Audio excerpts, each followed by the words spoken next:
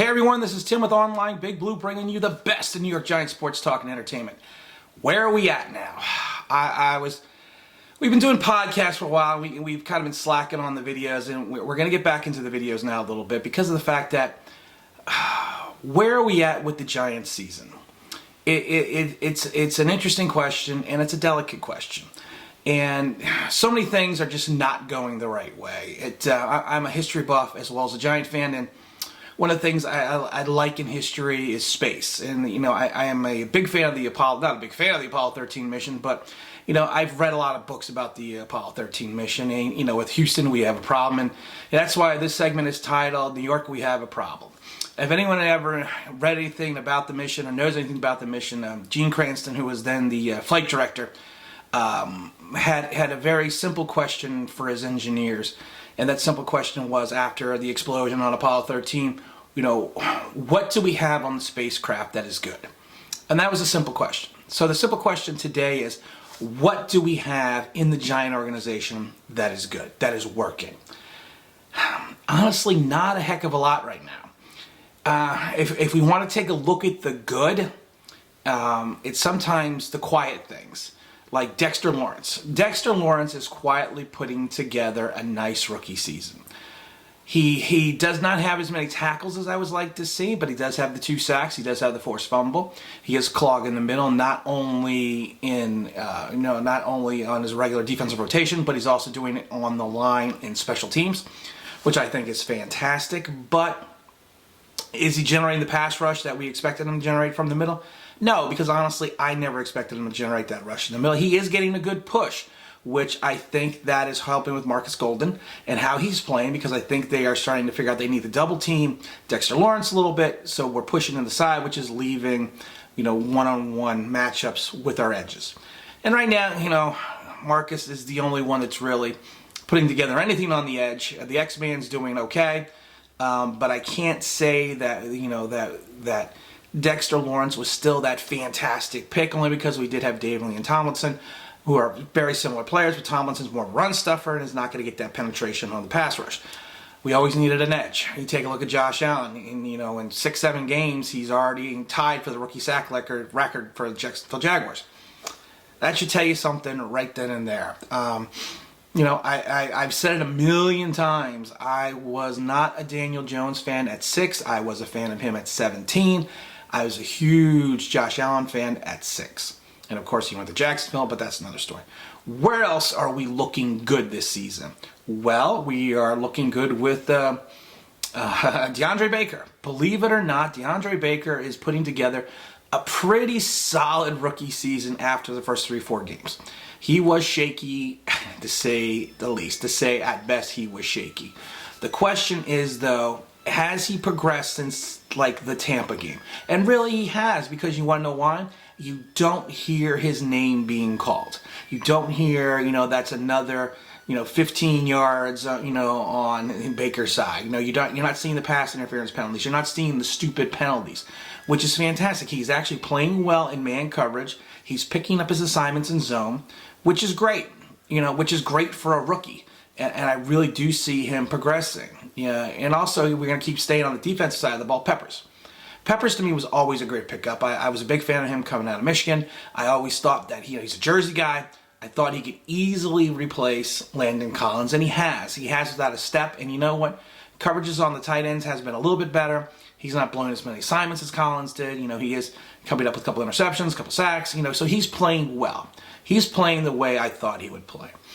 But, you know, beyond that, you know, Ryan Connolly was playing well till he got hurt. But again, Ryan Connolly to me was more of a systems guy, only because of the fact of the James Belcher defense. He ran the same defense in Wisconsin.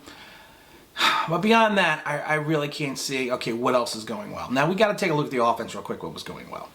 The first couple weeks of the season, we were doing fantastic with our pass rush protection on the offensive line. You know, Nate Solder's having his problems, but again, it's I don't know if it's more of a communication issue or the fact that Daniel Jones is holding on the ball way too long. Jones taking 8 sacks last week. We were at the game, as you could see. We had a great time at the game, but you know, we had a terrible time watching the game. Jones has got to get rid of the ball. This is something that we said before, that Jones needs a season to sit behind Eli and just see what he does. So many people sat there and said, well, we're so sick and tired of Eli throwing the ball to the feet of the lineman. He's doing that so he's not taking 8 sacks a game. He's not taking us out of field position. And that's, Eli does have fumbling issues, same as Jones does, but he's not taking 8 sacks a game. Even when the line was porous, Eli did not have the protection. He was still not taking 8 sacks. Why? Because he got rid of the ball. He sensed the pressure.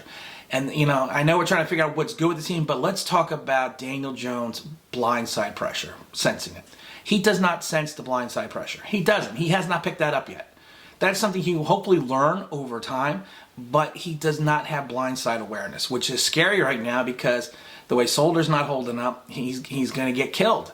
And he's got to get rid of the ball. He's got to slide more in the pocket. Yeah, it's great when we roll him out.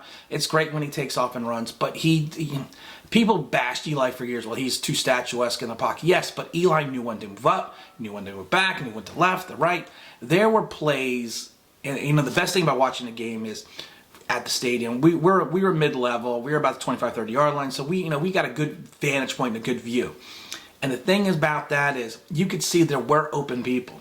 It's just Jones is still not going through his progressions, and he's still locking on to his primary receiver. And again, he's a rookie, and I understand that. And I'm not saying put Eli back in, but I am saying he needs to improve on these things. Offensive-wise, where are we looking good? What's going right? Well, Evan Ingram was, until he came back from the injury, a couple drops, he's hurt. Again, we can't put him on that. Sterling Shepard, again, was playing well. 2 concussions, we can't rely on him. Offensive line, I said, outside of last week, again, doing okay. Saquon Barkley, well, you know what? Saquon Barkley hurt, out for 3-4 weeks. Can't rely on that. Wayne Gallman had 1 good game again, but we can't look at that again. It goes against Washington. Really, not much else is going well. The coaching staff, James Belcher. We signed Buchanan, the linebacker. We have so many Arizona retreads on our defensive side of the ball that it's not working. The scheme is not working. I'm not saying switch back to the 3-4 because we don't have the linebackers and we don't have the 2 edges to play the 3-4. The 4-3. We don't have what we need to play that. We're playing right now the 3-4 because of the fact that we're believing that that Lawrence is going to get the push in the middle. But we don't have the edges to play. We really don't have any edges. We don't have anything to play any defensive system. And I read some of the comments on Facebook and they're like, well, we should go back to the 4-3. It's amazing that people don't understand. There really is not a set defense. Everything now is a hybrid defense. Everyone plays a hybrid defense of the 4-3, the 3-4, the 46, the nickel, the double nickel, the dime. They all play a hybrid defense. So you really can't look at the system. But the system to generate the pass rush is not there. It's just not there. We're doing better than last year, but again, we are just not at that point yet. So I'm going to give Belcher not a pass, but he doesn't have the talent, and we're doing retreads, and we just can't go there. Pat Shurmur. Pat Shurmur should be left out in the woods somewhere. He is not a head coach. I've said it before, there are quadruple A players in baseball. He is a quadruple A head coach, which means should be an offensive coordinator, and he should stay an offensive coordinator. Now, I know that's never going to happen, and I understand that. We're stuck with him from this year, but the way the team is progressing, it's not working. It's not as bad as McAdoo yet, but it's just not working. We need to kind of focus on where we need to improve, and I'm not seeing the offensive improvement from the offensive quarterback genius to quarterback guru. I'm not seeing it. It's time to let Mike Shula call the plays. It's time for you to focus on maybe working with Daniel Jones, working with James Belcher, working with the special teams. Maybe it's time. I don't know. I was never a fan of the Shurmur hire. You can look back at all the videos and look back at all the podcasts. I just don't know where we're going this season. New York, we have a problem. And we are gonna improve. Yes, I think we will improve, and I think we will improve next year. But I don't see it this year. We have predicted the last 3 games, and we predicted the scores in the last 3 games, and we've only been off a couple points here and there. This game against Detroit, I know Detroit has lost 3 in a row, but it seems like every team outside of Washington, all of a sudden has their feel-good game against the Giants.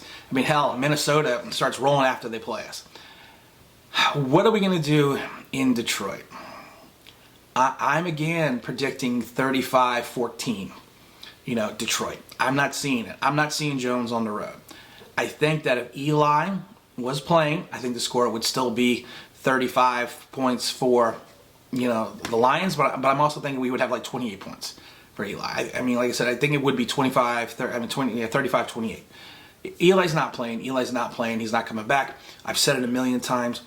Shermer made the mistake. You cannot go this early to Jones and then go back to Manning. You can't. You're going to crush the kid's confidence. And then you're going to look like a fool, and then you're going to get fired next year. He might get fired next year anyways, because one thing I hate about Shermer is when he wins, which is not very often, he is the smuggest asshole there is. Everything worked. I'm friggin' awesome. When he loses, it's everyone else's fault. The players did miss their assignment. The team, this, blah, blah, blah, blah, blah. You know what? You can't be like that as a head coach. You have to be like Belichick. You got to be like, you got to be like Parcells. You have to own that responsibility. Yes, Parcells threw his players under the bus, but you know what? Those times he was right. There are a lot of times where Shermer is saying something about players, and it's like, Pat, you need to figure out how to call timeouts. You need to figure out how to manage the game, because you know what, Pat? I'm not seeing it, brother. I'm just not seeing it. So again, like I said, I'm predicting another loss, 35-14, Detroit Lions. Like I said, I don't know where we're going this year. I going back to our other podcast like 4 or 5 weeks ago, like I said, when we started Jones, we're going to have a lost season. I still stick by that. I still stick by the fact that we probably should have played Eli till week 9 or 10, and then put Jones in the last 6 games so there was no pressure on him, so he could learn, watch playing behind Eli in game action, not in preseason, not in training camp, not in practice, but in an actual game management system. But you know what? That's neither here nor there. I'm hoping that Daniel Jones rights the ship. I'm hoping Saquon plays well. And I'm hoping that somehow, by all miracles, that we come back and we really take a look at this game going to Detroit and we try to do something. Matt Patricia is the guy I wanted.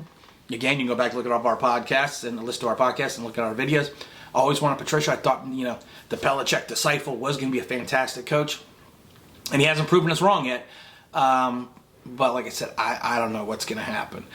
We are going to do another Super Bowl ring giveaway, probably with the 6 games left in the season. We'll start it and end it at the closing game against the Eagles, which will probably be Eli's last appearance in a Giants uniform. We hope everything else is going to go a little bit more smoothly. We hope Buchanan, comes in and plays well. If you get waived by Tampa, not seeing it. But you know what, Giants? We can do what we can do. You know what, Giant fans? They are our team. We're going to root for them no matter what. We will be at all the rest of the home games as always. And we can just go from there. And again, this is Tim with Online Big Blue, bringing you the best in New York Giants sports talk and entertainment. And let's go, G-Men!